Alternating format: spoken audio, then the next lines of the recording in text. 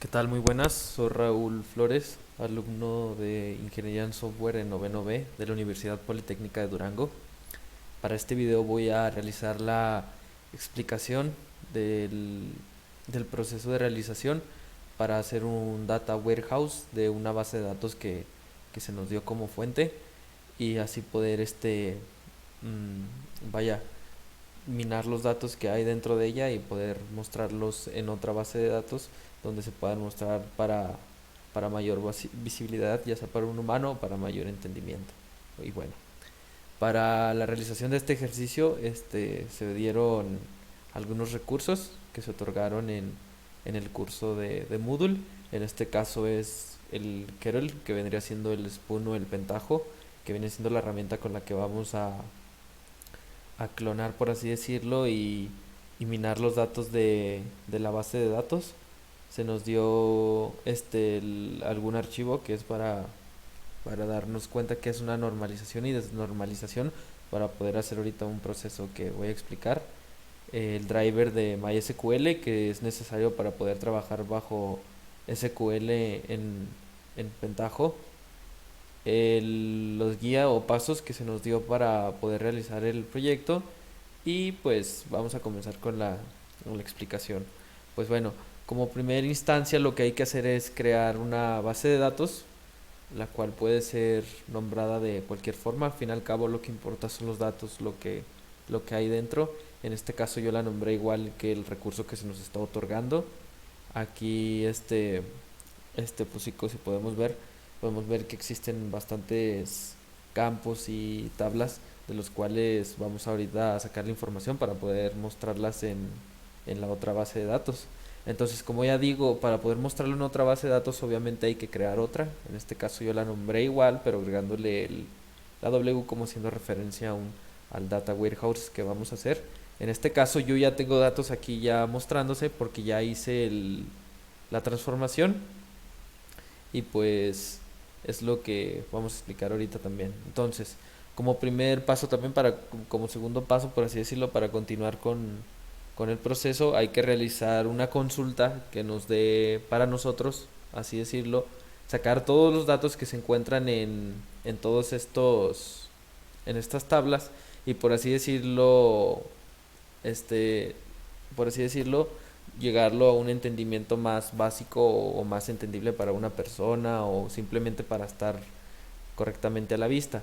Entonces, ¿qué es lo que hice yo? Fue realizar una consulta con inner joins para poder así unir todas las tablas que son necesarias, es decir, si yo, por ejemplo, quiero datos de la categoría, de la descripción, del modelo o de las órdenes, los detalles de las órdenes o algunas otras cosas como los envíos, y en este caso para esta base de datos, lo que voy a hacer es utilizar inner join y así poder sacar los datos que yo quiero solamente para poder transformarlos a la otra base de datos. Entonces, en este caso, yo tengo esta consulta, la cual fue creada mediante la primer base de datos y lo que estoy haciendo es sacar los datos que yo requiero solamente para el último hacerlos haciendo referencia aquí principalmente y para el último darles el orden con el inner join y decirle de dónde quiero que lo saque. Entonces, con esto estoy haciendo, vaya, sacar los datos que yo quiero solamente, es decir, para no sacar todo el listado de datos, estoy sacando todos estos datos, por eso estoy sacando un output table para poder sacar los datos y así unirlos al insert update, que lo que va a hacer es realizar la inserción de datos en la base de datos. Entonces, si nos vamos a la base de datos que creamos como segunda opción, donde vamos a meter nuestros datos, vemos que tiene una estructura, la cual también se nos dio aquí, que viene siendo, permítame, que viene siendo esta acá de arriba, perdón, está aquí arriba, que viene siendo esta estructura. ¿Qué es esta estructura? Básicamente nos podemos guiar desde esta para hacer la consulta que está aquí, que viene siendo esta. Entonces, nos podemos guiar de esto para poder hacer esto. Lo único que tenemos que hacer es meternos a nuestra base de datos, la original, y así poder ver qué tablas y hacer el inner join. Entonces, ya teniendo los datos obtenidos, creamos la base, por así decirlo, el cascarón, donde vamos a meter los datos que ya obtuvimos y este cascarón, por así decirlo, se va a insertar desde esta función de spoon. Entonces aquí solamente se le da el nombre, aquí hacemos referencia a la conexión que ya creamos, perdón, si no lo expliqué también ahorita. Para esto es necesario crear dos conexiones a la base de datos, que una es para el warehouse que creamos, y si nos damos un test vemos que funciona correctamente la conexión, y la otra que es la fuente, la base de datos que se nos está dando como fuente, y pues esas serían las conexiones que tenemos que crear. Entonces, como ya decía, esto lo que va a hacer es insertar los datos que ya tenemos obtenidos mediante la consulta del inner join, y lo que va a ser que lo vamos a insertar en el cascarón este que creamos. Entonces, este cascarón se basa mediante este que está aquí, y en la consulta se basa mediante todo esto. Entonces, vaya, todo se basa en esto. Es decir, si nos dijeran que nada más queremos estos datos hasta producto ID, sería la consulta más corta, y igual la base de datos sería más corta. Digo, ya tengo yo datos aquí porque ya realicé la transformación. Pero si no lo hubiéramos hecho aún, esta estaría sola y la que tendría datos solamente sería esta.